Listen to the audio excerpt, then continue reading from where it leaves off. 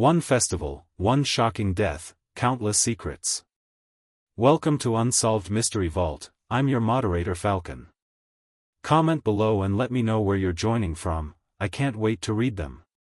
Here begins the tale of the Midnight Pie Festival.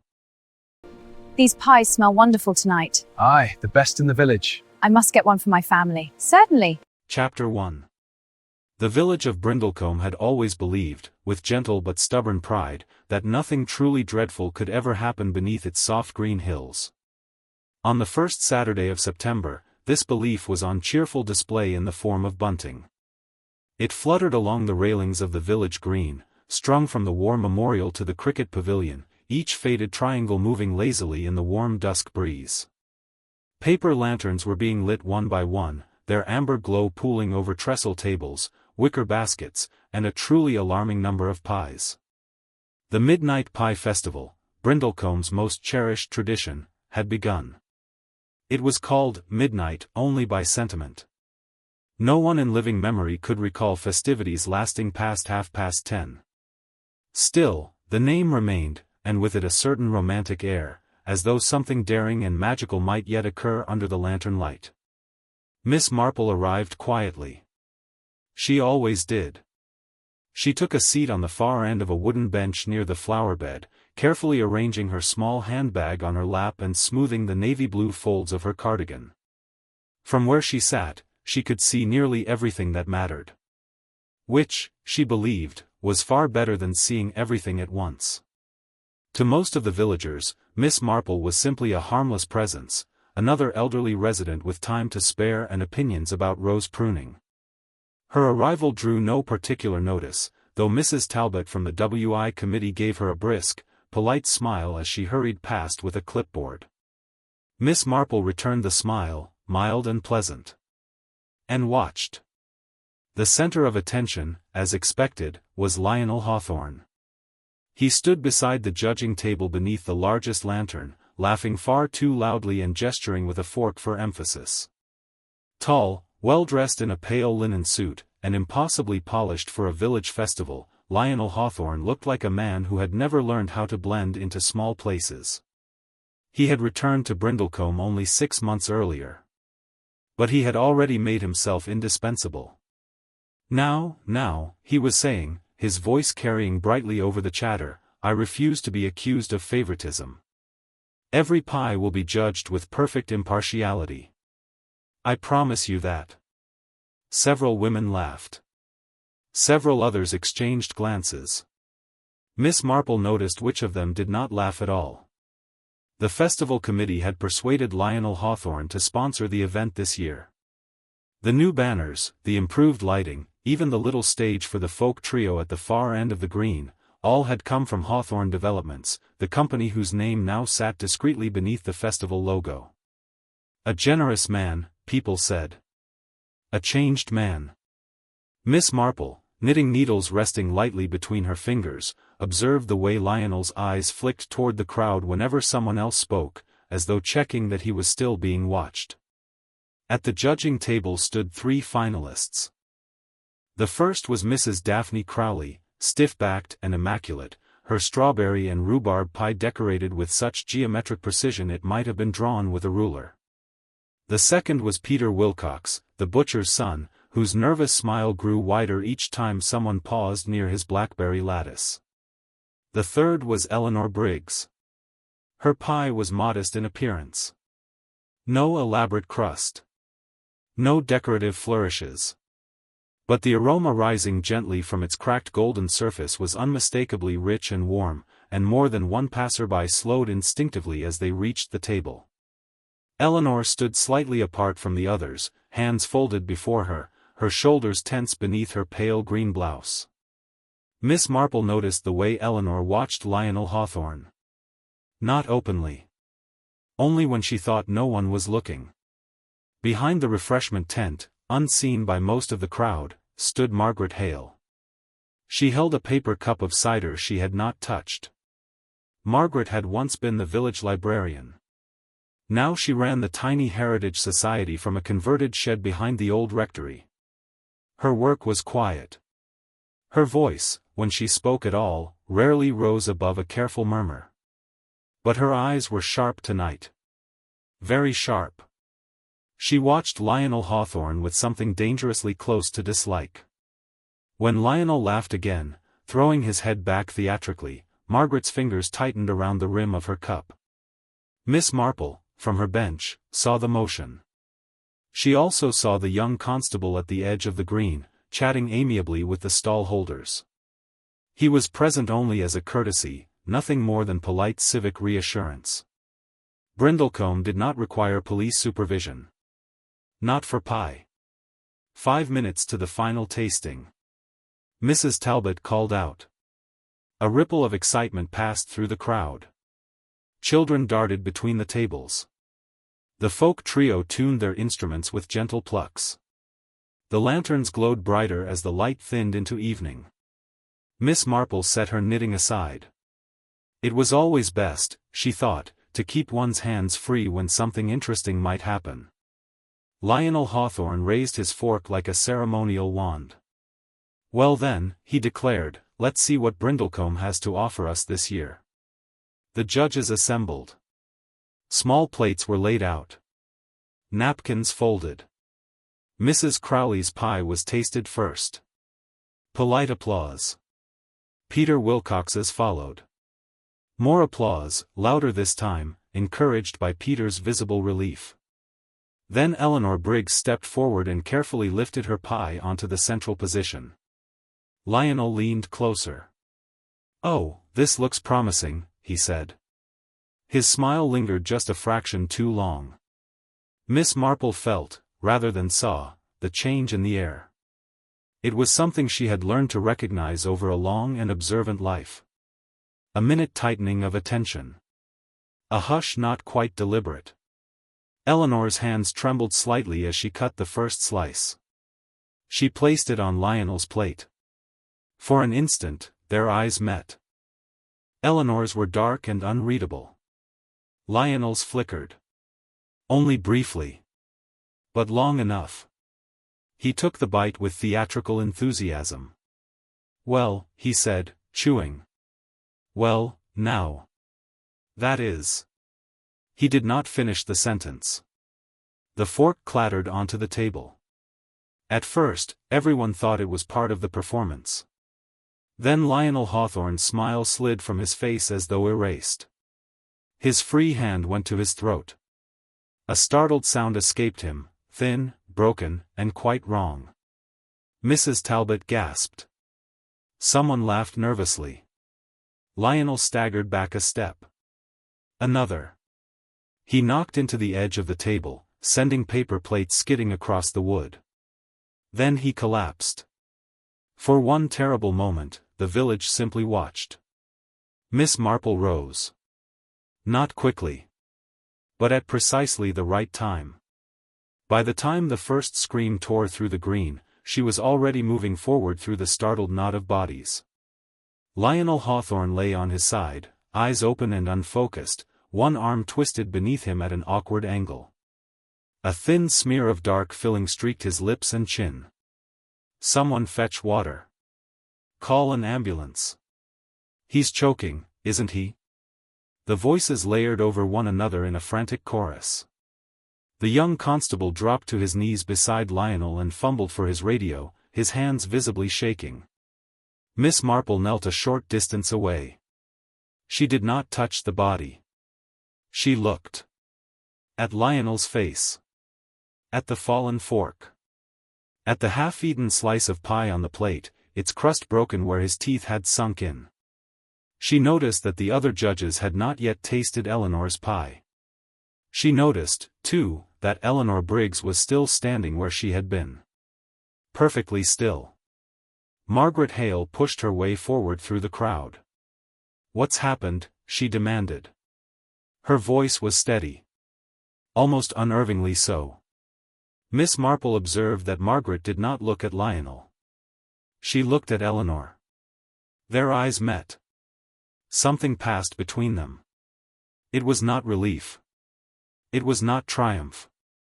It was recognition. Mrs. Crowley crossed herself. Peter Wilcox backed away, pale and sweating, until he bumped into the refreshment tent.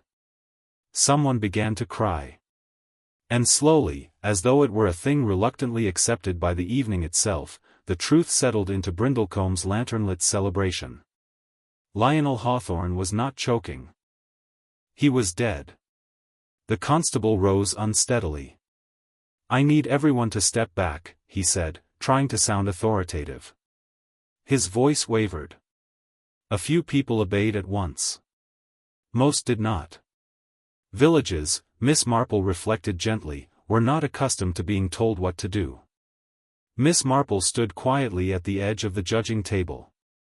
She noticed that Eleanor's pie knife was missing. Not lost. Not dropped. Simply not on the table where it had been a moment earlier.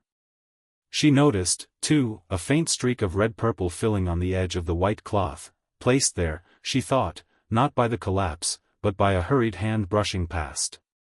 Her gaze drifted, unobtrusively, to the nearby bin beside the tea urn. The lid was slightly ajar.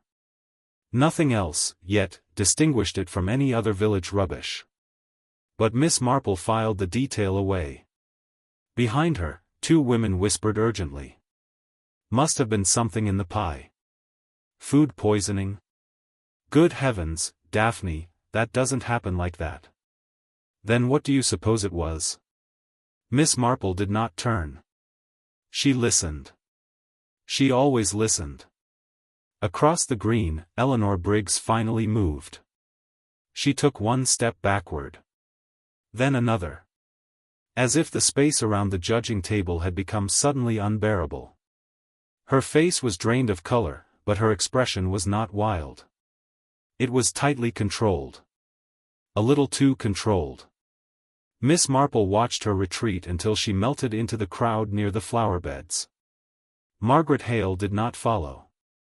Instead, Margaret remained where she was, staring down at Lionel Hawthorne's still form with a curious intensity. As though she were searching for something that should, perhaps, have been there. The lantern swayed gently overhead. The folk trio had stopped playing. A half-finished verse hung in the air like an abandoned thought. Brindlecombe's perfect evening had fractured into confusion, fear, and 100 rapidly forming theories. Miss Marple folded her hands together. Human nature, she reflected softly, was far more revealing than any poisoned pastry. And somewhere among the neat smiles, trembling hands, and carefully practiced silences of this pleasant village, a very deliberate act had just been served, warm, sweet-smelling, and deadly. The Midnight Pie Festival would be remembered. Not for its winner. But for its first murder. Chapter 2, Whispers Under the Lanterns. The crowd did not disperse so much as slowly rearrange itself. People drew back from the judging table in uncertain steps, forming small clusters that leaned inward rather than away, as though distance from Lionel Hawthorne's body were something to be negotiated rather than obeyed. The lantern still glowed patiently above them, unchanged by what had happened beneath. The young constable spoke again, a little louder this time. He asked for names. He asked who had been standing closest. He asked if anyone had seen Lionel fall. Everyone answered at once. Miss Marple remained a little to one side, close enough to hear, far enough not to be included. It was, she had long ago learned, the most productive position in any disturbance. He was laughing, wasn't he? Mrs. Talbot kept repeating. Only a moment before. It was the pie, said a woman near the flower bed with great certainty. It must have been off. No, not off like that, replied her companion. My cousin once had food poisoning. She was ill for hours. Well, something was in it, said a third voice, lowering itself dramatically. Something that shouldn't have been. The idea spread with remarkable speed. The pie. The slice. The girl who baked it. Several heads turned, almost together, toward the far end of the green.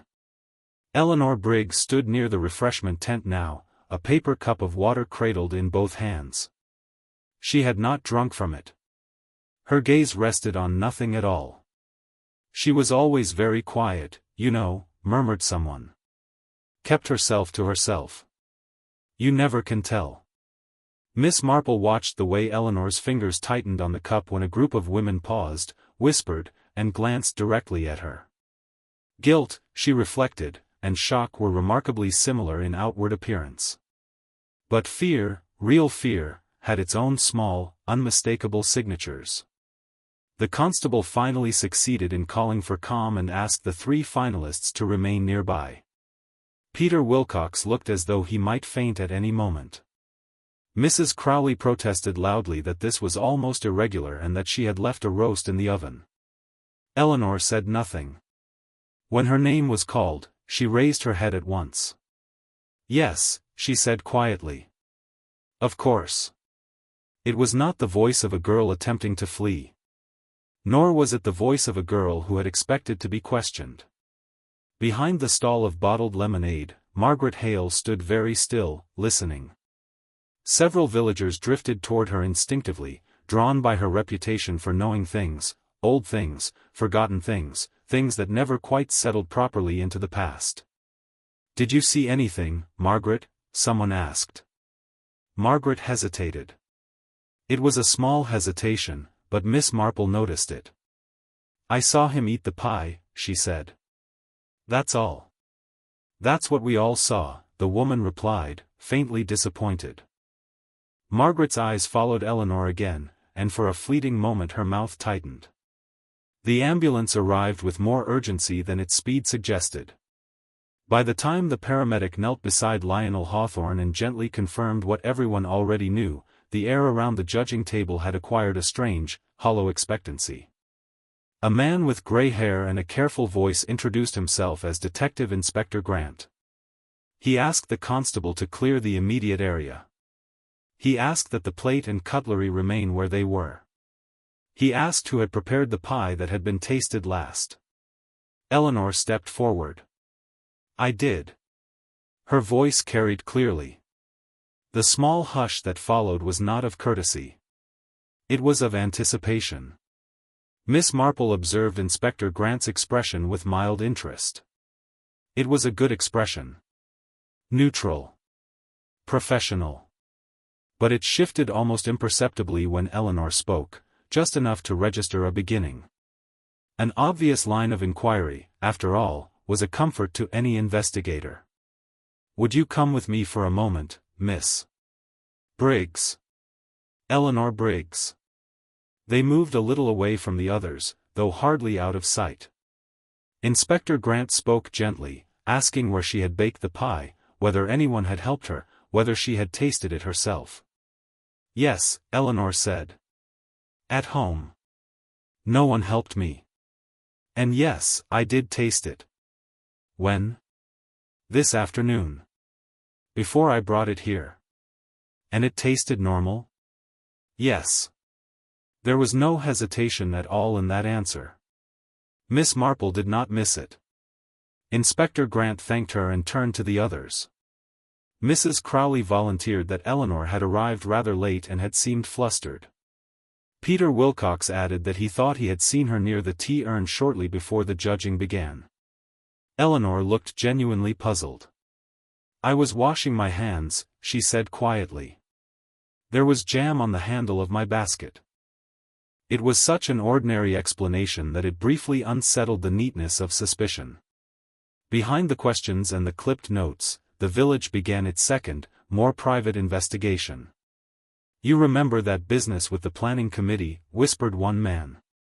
And Lionel Hawthorne's company, another replied. He upset quite a few people, didn't he? He did more than that. Names surfaced. Old disagreements. Unpaid promises. Margaret Hale said nothing. She slipped away from the cluster and crossed the green, stopping a short distance from Miss Marple. I don't believe it was an accident, Margaret said softly. No, said Miss Marple. Margaret turned, startled. Miss Marple smiled gently, as though agreeing about the weather. What I mean, Margaret continued carefully, is that Lionel Hawthorne had a habit of collecting difficulties. Yes, Miss Marple agreed. Some people do. Margaret studied her, then looked away again. He ruined things, she said, not quite to Miss Marple. And he never noticed. The words lingered between them. Across the green, Inspector Grant was speaking into his phone, requesting a full search of the area and immediate statements from everyone involved in the competition. The first shape of the story was already forming. Miss Marple, watching Eleanor Briggs being quietly escorted toward the village hall, suspected it would not be the correct one. Chapter 3: The Village Reacts. The morning after the Midnight Pie Festival dawned with a fragile, pale sunlight that seemed reluctant to enter Brindlecombe. Birds chirped as if nothing had happened, but the village itself was subdued, its familiar cobblestone streets and flowering hedgerows carrying a tension that was entirely human. Word of Lionel Hawthorne's death had traveled faster than anyone could have imagined. By the time Miss Marple left her small, tidy cottage and strolled toward the green, whispers and speculation were already filling the air like fog. "Did you hear? Poison." Mrs. Talbot was insisting to anyone who would listen. She clutched her knitting basket tightly, her voice sharp with indignation. "He was always so careful, that Mr. Hawthorne. I can't imagine." She stopped abruptly when her neighbor, Mr. Ellis, shook his head in disbelief. "Not poison. Too sudden for that. It's just unnatural," he said, glancing nervously toward the churchyard as though hoping the answer might appear there. Miss Marple walked past them, noting each expression with meticulous attention. Fear, shock, indignation, guilt, each of the villagers carried it differently, but all were transparent under the careful scrutiny of someone accustomed to reading human nature. She paused briefly by the green. The judging table had been removed, leaving only the faint smell of overripe fruit and the lingering shadow of the tragedy. She noted the way a few late risers had circled the area, eyes wide, hands shielding mouths, eager to see what might have happened, yet unwilling to enter the heart of it. By mid-morning, the gossip had taken on momentum. The village shopkeeper, Mr. Pritchard, had heard that Lionel's company had left several locals out of promised contracts. Mrs. Crowley insisted she had seen a shadowy figure near the refreshment tent the previous night, though she could not say who it was. Peter Wilcox had begun quietly muttering about Eleanor Briggs, murmuring that her sudden composure was suspicious. Miss Marple listened to all of it. She did not dismiss any of the whispers, nor did she engage directly. Instead, she walked with her characteristic ease through the streets, observing patterns, noting contradictions, and filing away the smallest details that most would ignore. At the village hall, Inspector Grant had set up a temporary inquiry station. He was methodical, professional, and polite, yet his questions lacked the subtlety needed to read human nature in a place like Brindlecombe. Most villagers answered politely but superficially, unwilling to reveal more than social niceties and their own personal fears. Miss Marple entered quietly, nodding to the inspector. "Good morning," she said softly. "I thought I might see how everyone is coping." Grant raised an eyebrow. "Miss Marple," he said. "You witnessed much last night?"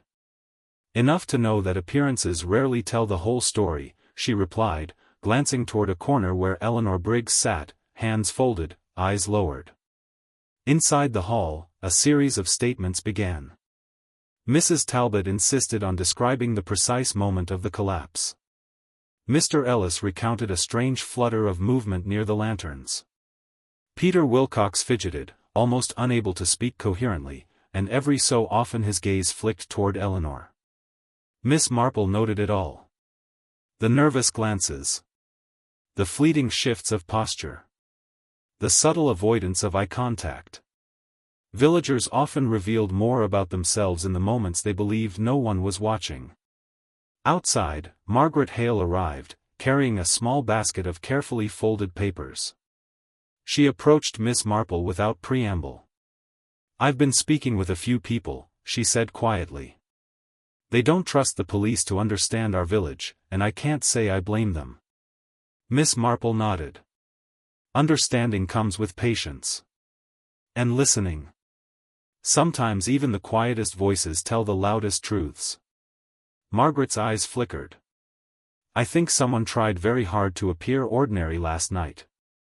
"Too hard." "Yes," Miss Marple agreed, her gaze sweeping over the hall windows. "That is often the most dangerous kind of ordinary."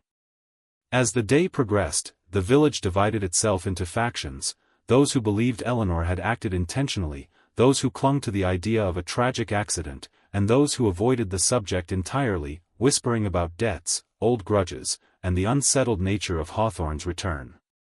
Every conversation, every careful glance, every small act of avoidance or overcompensation, Miss Marple observed with quiet, patient attention. By evening, it became clear that the village itself was the next layer of mystery. Secrets, old grievances, and carefully hidden resentments began to surface, not in a sudden revelation, but in small, subtle ways, a harsh word muttered under the breath, a fleeting glance exchanged, the tense stiffness of someone recalling a minor humiliation. Each clue was human behavior, subtle and yet unmistakable.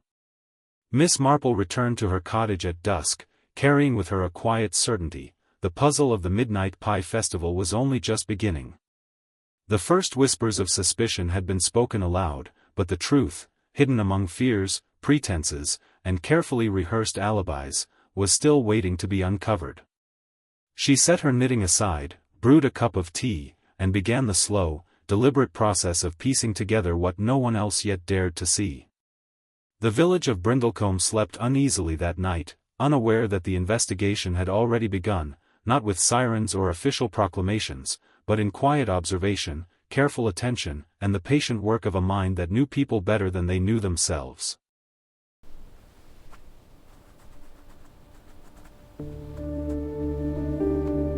Chapter 4: Early Investigation. The next morning, Brindlecombe seemed to carry the weight of Lionel Hawthorne's death in every cobblestone and garden gate. The village green, normally cheerful and bustling, was now quiet, except for the occasional delivery wagon or a cautious pedestrian passing by as though afraid the earth itself might still hold some trace of the tragedy. Miss Marple left her cottage before breakfast, tucking her knitting into her bag, and walked the familiar lanes.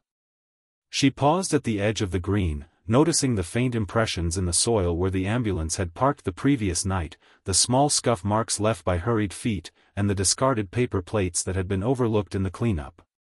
Each detail, though insignificant to most, formed a subtle narrative if one knew how to read it.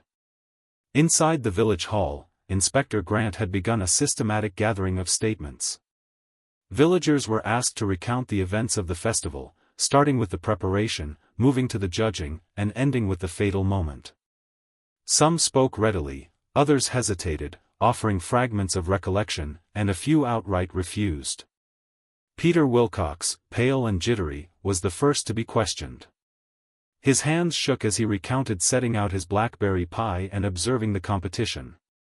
He avoided mentioning Eleanor Briggs except when prompted, and even then his voice carried a strain of anxiety that Miss Marple noted immediately. Nervousness, she thought, often revealed more than honesty could. Mrs. Crowley followed. Her description of the festival was punctuated with personal grievances. She complained about Lionel Hawthorne's presence, his loud voice, and the new banners that seemed ostentatious. She emphasized her meticulous attention to her pie and her indignation at the idea that someone might suspect her.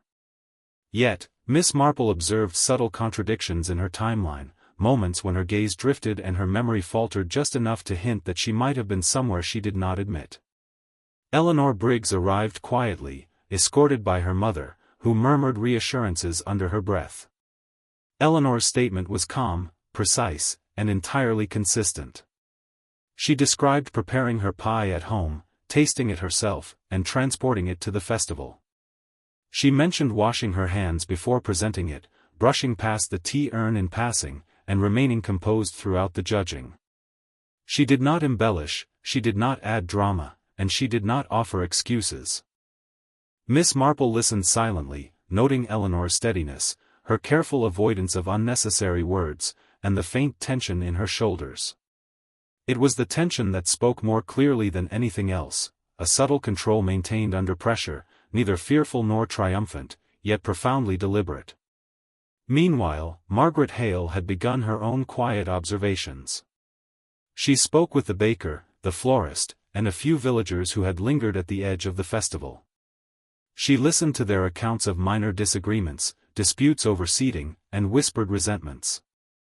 Each small observation, she noted, carried a potential motive. Brindlecombe had been outwardly serene, but beneath its polite exteriors, old grievances simmered. Inspector Grant, polite but conventional, focused on the obvious. The pie. The delivery. The timing. He requested that Eleanor's kitchen at home be inspected for anything unusual, and a careful search of the festival site was conducted.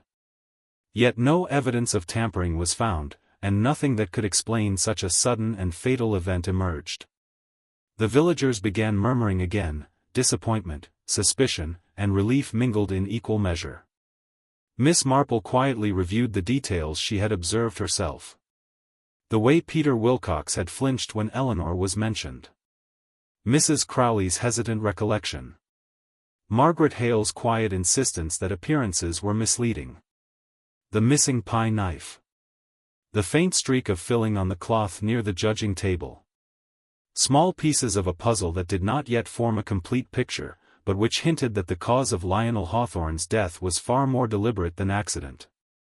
She walked the green once more, noting the placement of benches, the spacing of tables, and the subtle deviations in the crowd's behavior from the night before. She imagined the event in its entirety, the laughter, the clatter of forks, the distracted movements of villagers, and the precise moment when Lionel collapsed. Each motion, each glance, each gesture might be a clue if interpreted correctly. By mid-afternoon, Miss Marple had returned to her cottage, tea steaming gently in a cup beside her.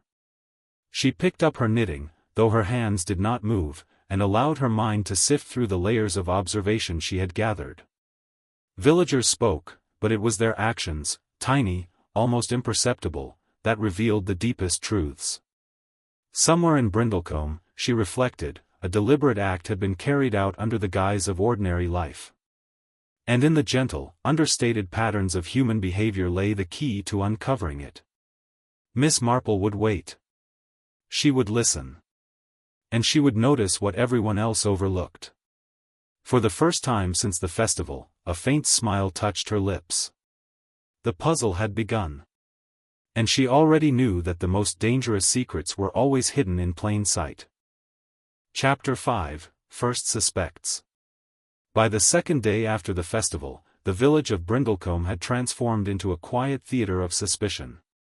Word of Lionel Hawthorne's death had settled like a persistent mist, coloring every glance, every polite nod, and every carefully measured greeting. The villagers spoke in hushed tones, wary of revealing too much, and yet unable to resist the pull of speculation. Inspector Grant had begun to assemble what he considered the most likely suspects. Eleanor Briggs, naturally, remained at the center of attention. The police questioned her again, politely but insistently, seeking some overlooked slip, a forgotten detail, a hesitation, anything that could indicate guilt. Eleanor responded as before, calm, precise, and consistent. She answered only what was asked, and nothing more. Peter Wilcox, on the other hand, appeared increasingly fragile. He had been called back to recount his movements repeatedly, each retelling punctuated by nervous fidgets and fleeting, anxious glances toward Eleanor. I was at the tent, yes, but I didn't touch her pie, he stammered at one point, wringing his hands. I only set mine on the table. His insistence, rather than reassuring, seemed to place him under deeper scrutiny. Miss Marple noted his tension with quiet attention. The way he shifted weight from foot to foot, the way his eyes darted toward any familiar face, it all spoke of fear, perhaps even guilt, but not necessarily of the crime itself. Mrs. Crowley remained a vocal presence.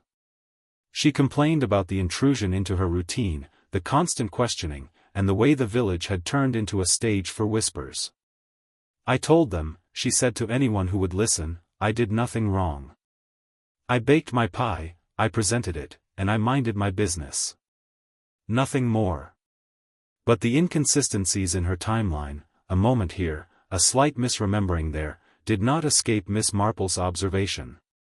Margaret Hale, meanwhile, had begun quietly gathering information. She spoke to the baker, the florist, and a few of the festival volunteers, her approach discreet yet relentless. She was seeking patterns, connections, and small anomalies that might escape the eyes of those who judged only by appearances. People reveal their truths, she remarked to Miss Marple when they crossed paths in the village lane, but rarely in the ways you expect.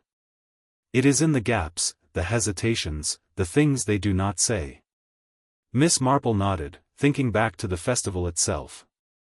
The half-finished pies, the brief exchange of glances, the subtle gestures that might have seemed trivial to anyone else, these were threads she intended to follow. Something about Eleanor Briggs had struck her as deliberate, but deliberate in a way that could mean more than guilt.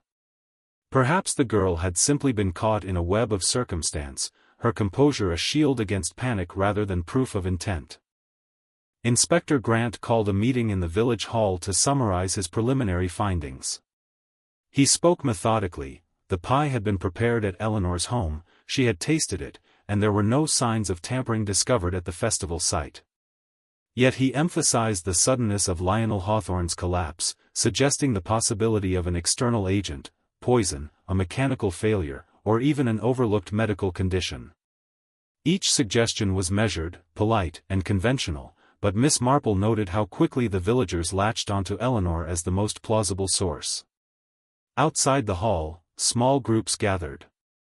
"It had to be her," murmured one woman. "Who else would have had access?" "But she tasted it herself," said another, frowning.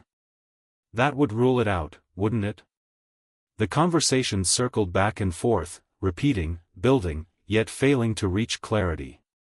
Miss Marple observed the social dynamics. Suspicion grew less from evidence and more from fear, resentment, and the subtle tug of village hierarchies. That evening, she walked through the quiet streets, noting the faint marks on garden gates and cobblestones from the festival, the slightly ajar doors of shops left open for deliveries, and the careful way villagers moved past one another, avoiding eyes. She paused at Eleanor's house, glancing through the neat curtains. Inside, the girl sat quietly, arranging her baking tins with meticulous care. There was no sign of agitation beyond the faint tension in her posture. Miss Marple considered the scene. Peter Wilcox's nervousness, Mrs. Crowley's loud indignation, and Eleanor's precise calm, all were pieces of a larger pattern. She suspected that the first wave of suspicion, naturally aimed at the most visible participant, was convenient but likely misleading. There was more to uncover, subtler motives, and perhaps someone even less obvious orchestrating events from behind the veneer of village ordinariness. As darkness fell, lanterns flickered in the windows of Brindlecombe cottages, echoing faintly the soft lights of the festival green. The village had begun to settle into a tense rhythm, one marked by whispered conversations and discreet observations. Miss Marple, knitting forgotten in her bag, reflected on the first suspects and their outward appearances. Nothing was ever as simple as it seemed, and she intended to watch closely, listen carefully, and notice everything that the rest of the village overlooked. The puzzle, she knew, had begun to take shape, but the heart of it, hidden deep within human behavior, remained elusive.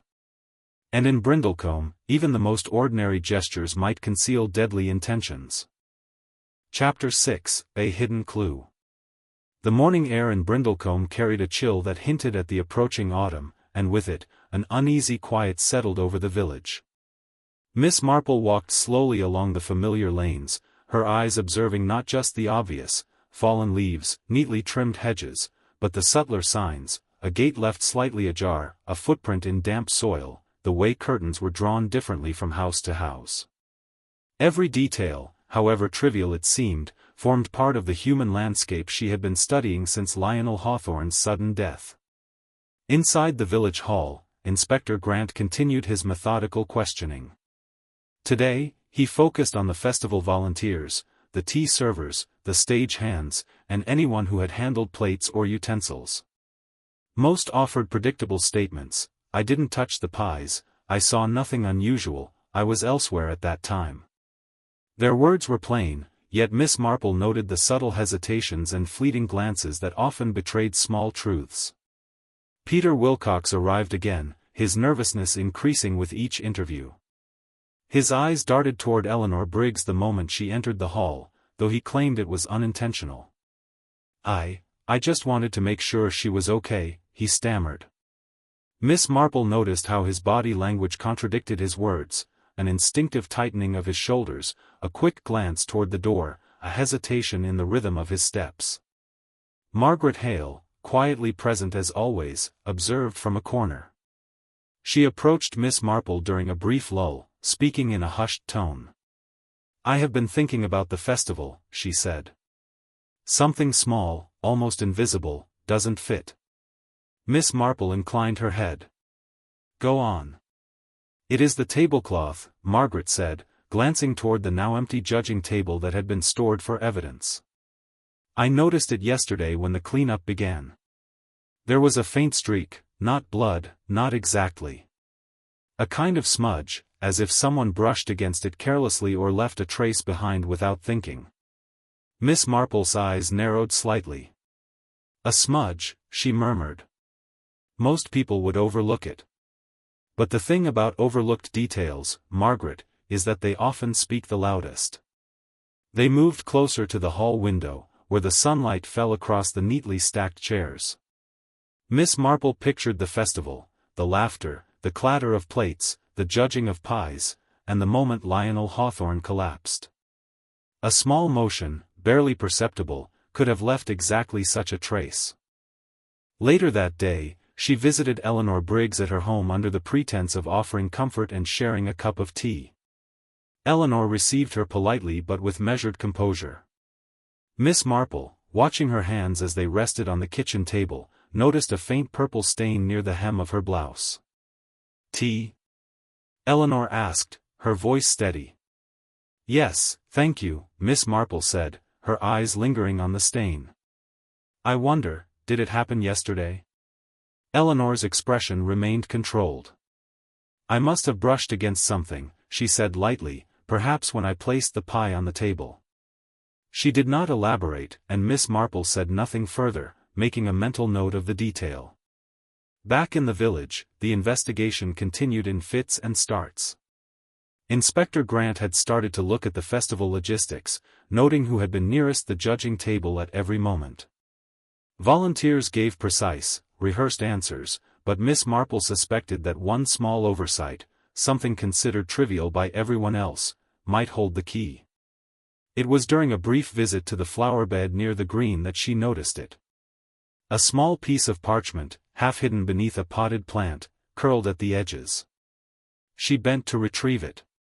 It was a note, hastily written, only partially legible, with a single word repeated, "Observe."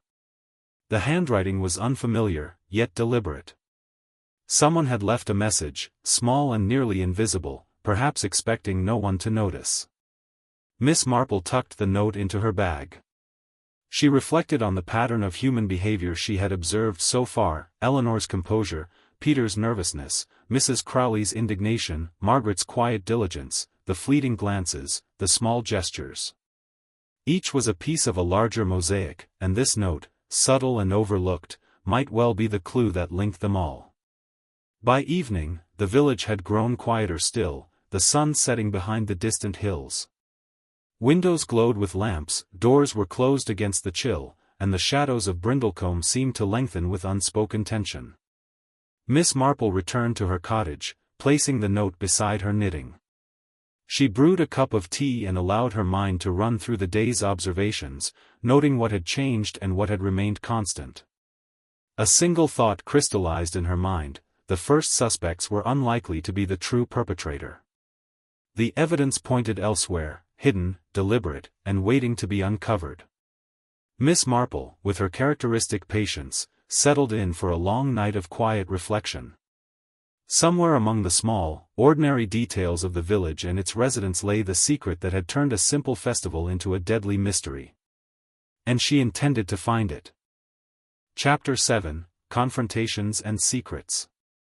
The following morning, Brindlecombe stirred with cautious curiosity. News of Miss Marple's quiet observations and the inspector's continued inquiries had begun to ripple through the village. Some residents moved about with nervous efficiency, tending to errands as though their ordinary routines might shield them from scrutiny. Others lingered near the green, exchanging hurried whispers, casting furtive glances toward familiar faces, and speculating in voices low enough to avoid drawing attention. Miss Marple left her cottage at an early hour, walking deliberately toward the village hall. She wished to observe, unobserved, how the villagers interacted under the shadow of suspicion. Already, subtle fractures had begun to appear in the social fabric of Brindlecombe. Friends who had once greeted each other warmly now hesitated, their words clipped, their eyes cautious. Conversation stalled when someone new joined, and ordinary gestures carried an undertone of tension. At the hall, Inspector Grant had summoned a small group of villagers for a more thorough round of questioning. He began with Peter Wilcox, who arrived pale and fidgeting, his eyes flicking toward Eleanor Briggs the moment she entered. The constable recorded every detail with careful precision, but it was Miss Marple who noticed the way Peter's hands trembled when asked about moments he had spent near the judging table. He avoided direct eye contact with Eleanor, though he muttered nervously that he had observed nothing unusual. "Mr. Wilcox," Grant pressed, "did you notice anyone acting differently that evening?" Peter hesitated, swallowing hard. "Well, yes, I suppose, but I can't say for certain. Everyone seemed normal, I think." Miss Marple leaned against a pillar, quietly noting the word choice. Normal, she reflected. A polite, careful word, but one that carried hesitation beneath its surface. Next, Mrs. Crowley was questioned. She spoke with indignation, recounting the events of the festival in meticulous detail, often correcting minor errors in other villagers' recollections. She emphasized her own impeccable conduct and her annoyance at being suspected. Yet Miss Marple observed subtle slips, her gaze wandered when asked about her movements near the tea tent, and she placed disproportionate emphasis on trivial matters. Margaret Hale remained in the back, her eyes attentive and unflinching.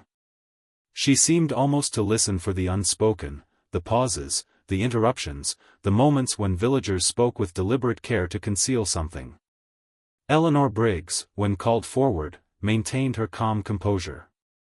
She recounted the pie preparation, tasting, and transport in the same careful, precise manner as before. She noted where she had brushed against the tea urn and how she had set the pie on the judging table. Miss Marple noticed the faint purple stain near her sleeve again, but Eleanor made no attempt to hide it, it seemed entirely incidental. Yet it drew subtle attention to the moment of contact. After Eleanor left the hall, Miss Marple quietly approached Margaret Hale. "Do you notice anything unusual?" she asked. Margaret's gaze followed Eleanor's retreating figure. "Yes," she said softly. "There is a restraint in her composure, but it is not guilt. Something else, something deliberate in observing how others perceive her." Miss Marple nodded. She, too, had felt that same precision. Human behavior, she knew, could conceal much, yet it often revealed far more to a careful observer than overt confession ever could. Later that afternoon, Miss Marple made her way to the site of the festival. The green, though cleaned, retained faint signs of the previous night's events. Chairs were stacked, tables cleared, and paper lanterns hung in silent testimony. As she moved across the ground, she noticed something that had escaped the inspector and the villagers alike, a faint scrape near the edge of the judging table. It was subtle, almost imperceptible, but enough to suggest that something, or someone, had been moved or adjusted with care immediately before Lionel collapsed. Miss Marple crouched to examine it, feeling the pattern in her mind take shape. There was a choreography here, subtle and deliberate. It was not the result of accident. Someone had orchestrated a chain of events, small and precise, that culminated in Lionel Hawthorne's sudden death. That evening, whispers spread through the village of old grudges, unpaid debts, and secret resentments. Miss Marple, quietly walking past the dimly lit cottages, reflected on what she had observed. the nervousness of Peter Wilcox, the overzealous corrections of Mrs. Crowley, Eleanor Briggs' measured composure, and Margaret Hale's insights. Each revealed fragments of hidden motives and tensions that had lain beneath Brindlecombe's serene surface for years. By the time Miss Marple returned to her cottage, the first pieces of the larger puzzle had begun to interlock. The outwardly ordinary villagers, she realized, were not always what they appeared. Beneath polite smiles and careful words lay grudges, ambitions, and secrets, each a potential thread leading to the truth. She sat by her window, tea steaming beside her, hands folded in her lap. The day had provided small confirmations and subtle anomalies, each carefully observed, each quietly filed away. And somewhere, hidden in plain sight among these ordinary faces, lay the deliberate hand that had turned a village festival into a deadly stage. Miss Marple understood that unearthing it would require patience, acuity, and a careful orchestration of her own, a psychological game she intended to play with precision. Brindlecombe slept uneasily that night, unaware that its secrets were slowly surfacing, guided by the keen observations of a mind that could see the extraordinary in the ordinary. Miss Marple, as always, remained quietly vigilant, ready to follow the faintest trail wherever it might lead. This connects the timeline, but the location doesn't fit. Chapter 8, Another Twist.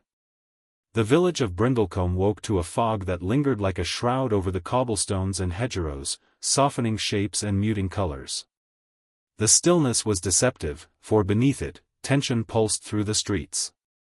Rumors of Lionel Hawthorne's death had spread further than ever before, and the villagers moved as though their ordinary routines had been suspended, each step careful, each glance cautious. Miss Marple began her morning with a slow walk along the lane toward the green, noting how the lingering mist softened the edges of familiar places. The festival site, now stripped of tables and chairs, seemed almost serene under the grey light, yet subtle signs of disturbance remained, footprints in damp soil, the faint stain on the grass near where the judging table had stood, and the gentle impression of something having been shifted in a hurry. Inside the village hall, Inspector Grant had called an urgent meeting. A new piece of information had arrived from the coroner. Preliminary results suggested that Lionel's collapse was not caused by the pie itself. The cause was more insidious, a subtle toxin introduced in a manner that left no trace in the immediate aftermath, slow enough to avoid immediate detection but fast enough to bring sudden death at the precise moment of tasting. The revelation rippled through the villagers like a shockwave. Eleanor Briggs, already the focal point of suspicion, now appeared simultaneously less and more threatening. Less, because the pie alone could not be blamed. More, because the meticulous timing suggested a deliberate act of orchestration. Peter Wilcox's nervous glance toward her sharpened, and Mrs. Crowley muttered under her breath about the hazards of new company sponsors meddling in village affairs. Miss Marple, however, observed with quiet detachment. She noted the subtle ways fear reshaped behavior, Peter's agitation, Mrs. Crowley's overzealous corrections of small details, and Eleanor's composure, still precise but now tinged with a faint shadow of unease. Margaret Hale's presence was also conspicuous. She moved among the villagers with calm attentiveness, observing reactions rather than participating in speculation. By midday, the investigation had shifted focus. Inspector Grant requested interviews with anyone who had come into contact with Lionel in the days leading up to the festival. Villagers recounted minor disputes, forgotten slights, and small grudges, seemingly trivial, yet all forming a lattice of potential motives. Each story was layered with emotion, annoyance at unpaid promises, resentment toward favoritism, irritation at perceived slights. Miss Marple, reviewing these accounts quietly from a corner, considered the interplay of human behavior. The toxin could have been administered hours before the fatal moment, yet its effect at precisely the tasting suggested careful planning. Whoever had orchestrated this had understood not only chemistry but timing and human predictability. Later in the afternoon, a startling revelation arrived from the Hawthorne estate. Lionel's solicitor, summoned by the inspector, brought word of a dispute over recent contracts and inheritance matters that reached beyond Brindlecombe to distant towns and long-buried grievances. One name repeatedly surfaced, someone who had recently been excluded from a business arrangement and had the opportunity to interact with Lionel during the festival. Miss Marple, observing the villagers' reactions to this news, detected subtle shifts. Peter Wilcox, still nervous, glanced anxiously toward a group of older residents whose whispered conversations had been increasingly pointed. Mrs. Crowley's face, flushed with indignation, betrayed a mixture of fear and frustration. Eleanor Briggs remained composed, but her hands tightened on the edge of her chair, fingers pressing faintly against the wooden surface. By evening, the village had begun to fracture under the weight of suspicion. Small confrontations erupted quietly, neighbors questioning neighbors, polite exchanges turning sharp, old rivalries surfacing in whispered comments and cold glances. The inspector struggled to maintain order, while Miss Marple quietly noted the subtleties, hesitations, the direction of eyes, the slight shifts in posture that revealed more than words ever could. Miss Marple returned to her cottage just before sunset, the fog now lifting to reveal the muted gold of the evening sky.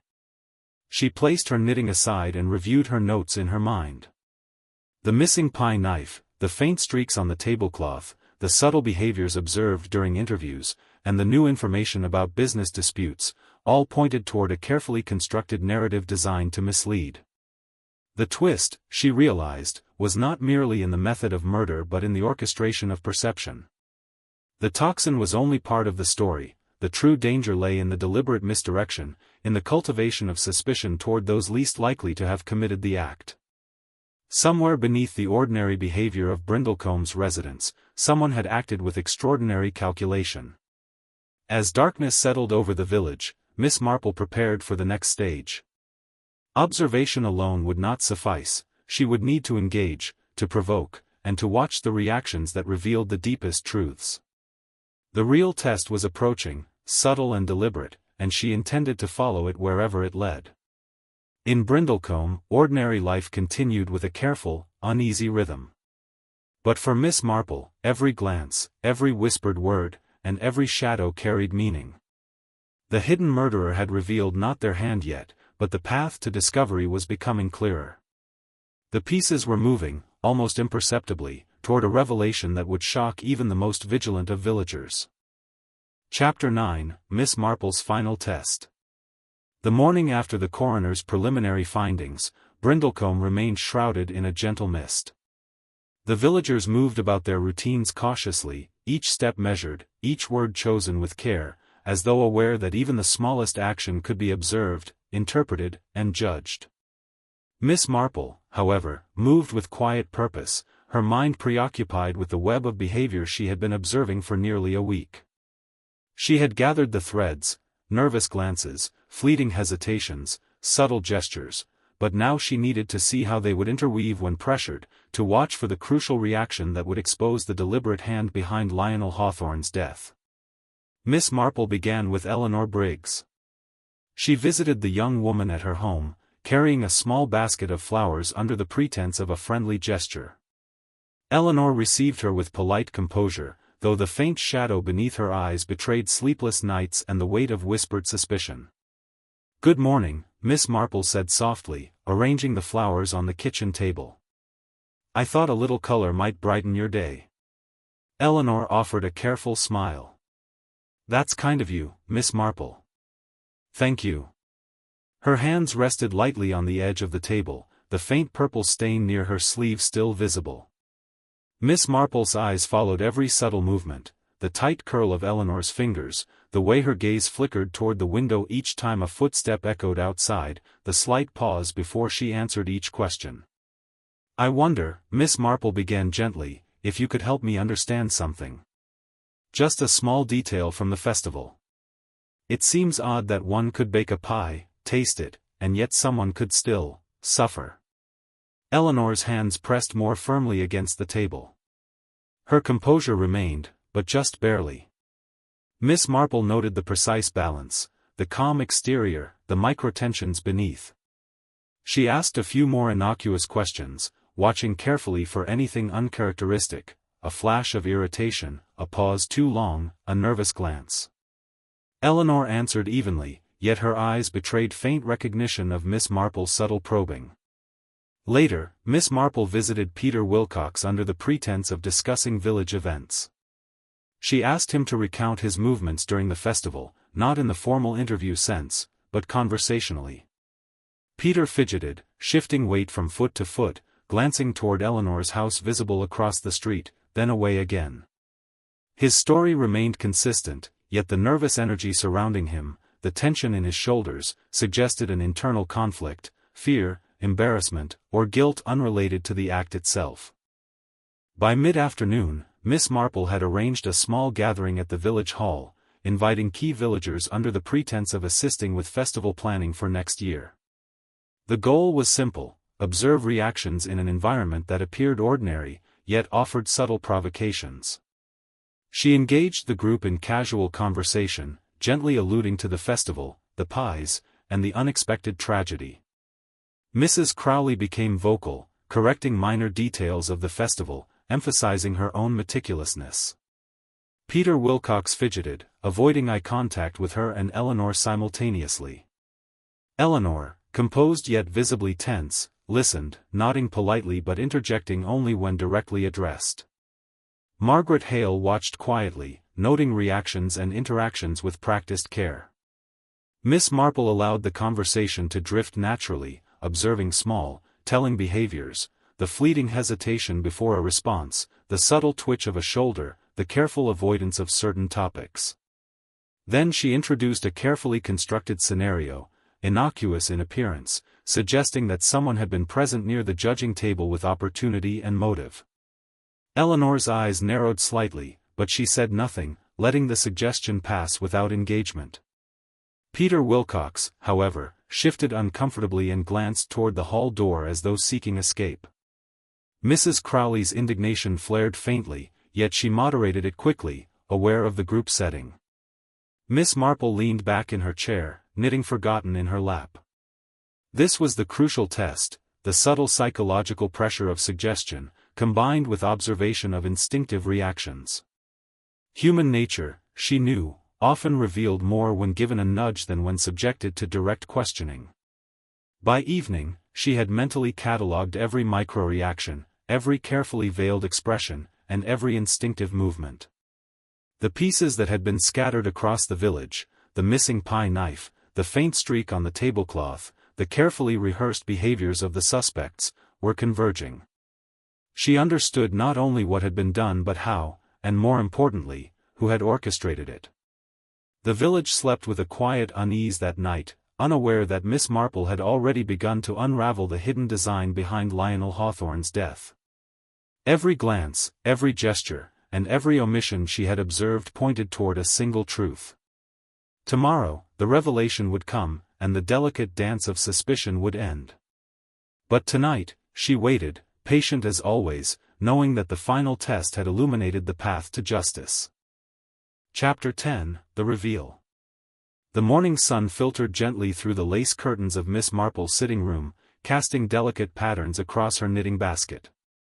Brindlecombe had begun to breathe again, though a quiet tension lingered in the air, a residue of suspicion, unanswered questions, and small resentments that had surfaced during the festival's investigation. Miss Marple sat with her tea, reflecting on the week's events.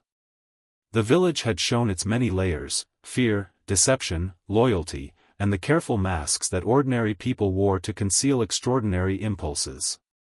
She knew it was time to bring the final pieces together. The clues, subtle and overlooked by everyone else, had pointed in a single direction. Human behavior, more than forensic evidence, had revealed the truth. It was a truth hidden in plain sight, woven into gestures, hesitations, and the small inconsistencies that only a patient observer could discern. Miss Marple invited the principal villagers to the village hall, explaining that she had pieced together the mystery and wished to share her findings. There was a quiet murmur of anticipation, mingled with fear and curiosity. Eleanor Briggs arrived with her mother, calm yet alert. Peter Wilcox entered with a nervous energy, glancing repeatedly toward other attendees. Mrs. Crowley arranged herself with careful dignity, muttering quietly about the proprieties of such an assembly. Margaret Hale, ever watchful, found a seat in the back, quietly observing the group. Miss Marple rose and spoke in her gentle, unassuming voice. "I know this past week has been unsettling for everyone. And yet, the truth is not as complicated as we have allowed ourselves to imagine. It lies, as it often does, in the ordinary details that everyone overlooked, thinking them unimportant." She paused, letting her words sink in, before continuing. "Lionel Hawthorne's death was not an accident. It was deliberate, and it required both planning and an understanding of human behavior. But the method, though clever, is less significant than the person's motives, which are always rooted in ordinary feelings, resentment, fear, or ambition." She looked around the room, her gaze settling finally on Eleanor Briggs. The pie was prepared with care, tasted beforehand, and handled with nothing that would ordinarily be suspicious. Yet someone knew exactly how the event would unfold, and timed the outcome so precisely that it would appear sudden and unexpected. The person most closely associated with opportunity and meticulous planning is, perhaps surprisingly, not Eleanor. She was the innocent center around which the real plot revolved. A hush fell. Eleanor's hands tightened slightly on the edge of her chair.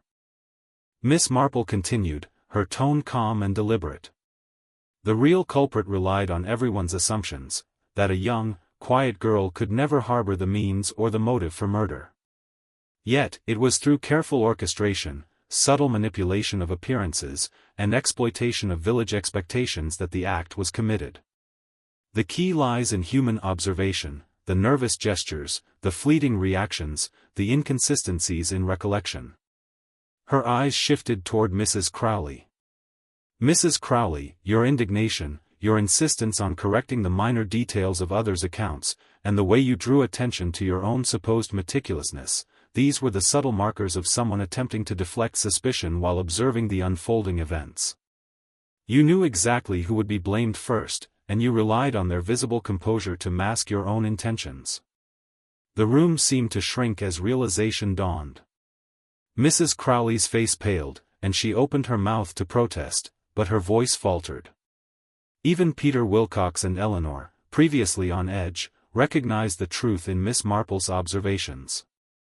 "You arranged the timing," Miss Marple said gently, "so that Lionel Hawthorne would consume the pie at the moment you intended. You manipulated the setting, allowed suspicion to focus elsewhere, and relied upon the ordinary behaviors of those around you to shield yourself. Yet no amount of pretense could conceal the inconsistencies that careful observation reveals." Mrs. Crowley sank into her chair, silent now, defeated. The inspector stepped forward, quietly taking note of her admission. Though Miss Marple had made no accusation that required confrontation, the truth had revealed itself through the ordinary gestures that no one else had considered significant.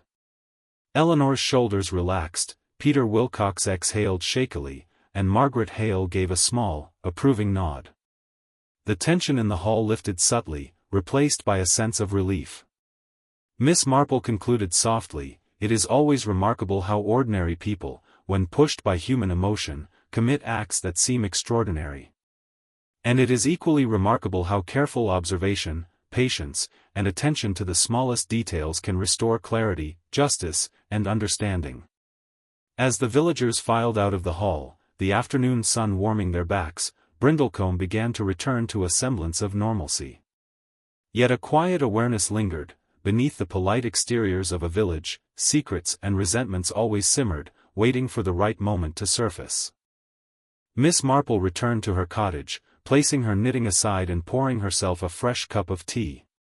She gazed out the window at the village green, still holding the faint traces of the festival in the soil, and smiled gently. Human nature, she thought, was endlessly fascinating. And while some mysteries might be tragic, the careful observation of people, ordinary, flawed, and intricate, would always reveal the truth in the end. In Brindlecombe, life resumed with quiet routine, the shadows of suspicion receding, and the ordinary world restored, though forever marked by the extraordinary events of the Midnight Pie Festival. Miss Marple, as ever, remained composed, watchful, and quietly satisfied that justice had been served, not through spectacle or force, but through patience, insight, and and the subtle art of noticing what others overlooked.